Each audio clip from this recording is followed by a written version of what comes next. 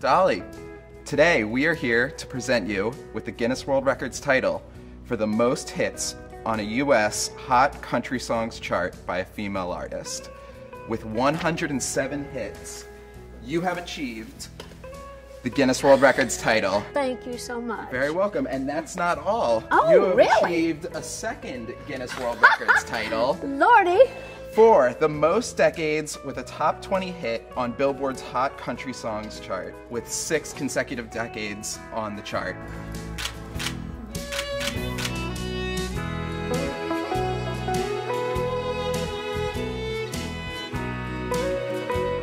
Well, it's a good feeling to know that I've had hit songs through all those decades. It makes me feel like I'm about 100, which it won't be long till I am. But the fact that I'm in there with George Jones, who happens to be my favorite, to have my name and his kind of alongside each other, saying that we've kind of set these records is a great compliment to me. I'm just honored and proud that people have loved my music for all these years. And you never know if you're going to wind up in a book, much less the Guinness Book of World Records.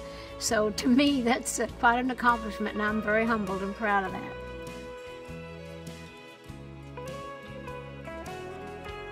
I think the song most personal to me, so I guess it would be my favorite, is my little story of the coat of many colors, because it's really about my mom and dad, our lifestyle, and it always reminds me of my childhood, and it's about attitude, and it's an anti-bullying kind of song, so it really covers a lot, but it's just very personal to me because it's something that happened.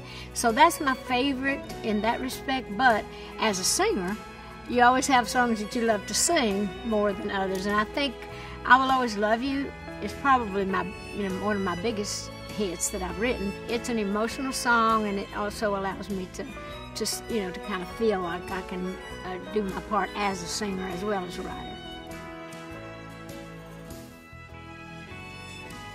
I really always admired Porter for his taste in music. He knew a hit song. He knew how to choose good songs, and he was a great producer as well.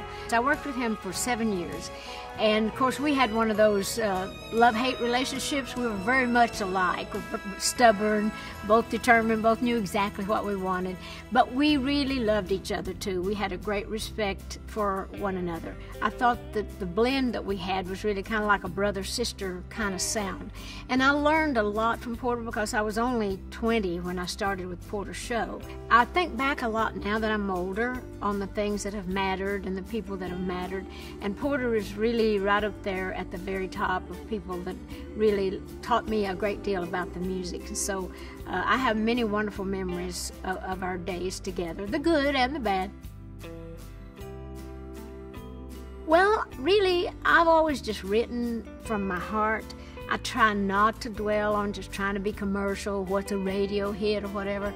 Usually when an idea hits me, it comes from my heart, but I still try to be alert and to be aware and to try to be as up-to-date as I can be. And evidently I'm doing all right after all these decades, because you said so. You gave me the award, and I'm very proud of that. Well, hard work, I think people attribute success to, because you're not going to do it without hard work. It certainly helps to have the talent.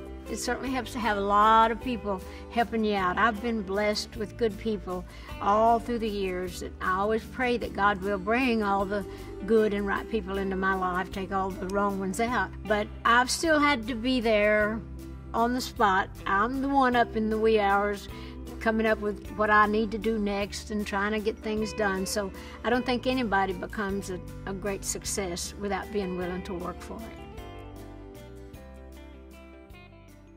I've had so many highlights of my career. I think 2 or 3 of the special ones was when I became a member of the Grand Ole Opry in the late 60s. I'd always wanted to be that. And it's sort of like how that old saying in New York, if you can make it in New York, you can make it anywhere.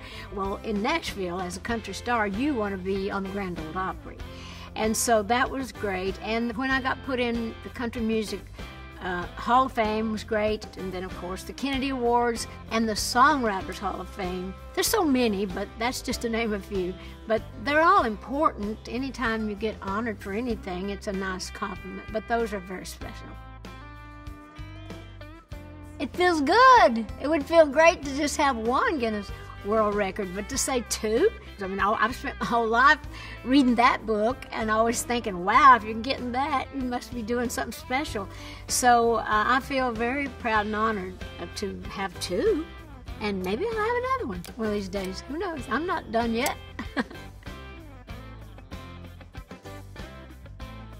I have a program I'm very proud of called the Imagination Library. It's where we give books to children from the time they're born till they start kindergarten. It started out in my hometown about 20 years ago, and now we're all over the world, and we've given away like 100 million books. And I just want to get more books in the hands of more children, so maybe someday I can be in the Guinness Book of World Records for giving the most books to the most children. My standard line is I don't give advice, I give information, because I think everybody's career is different, everybody's personality is different, and everybody's talent is different. So I would just say, work hard and stay true to yourself, stay true to your talent, and know that you can't expect someone else to do it for you. Nobody else can live your dream. If you're like me, you'll be lucky and have a lot of people that can help you. But you have to take the initiative, and you have to really see it through in order to make it happen. So just hang in there.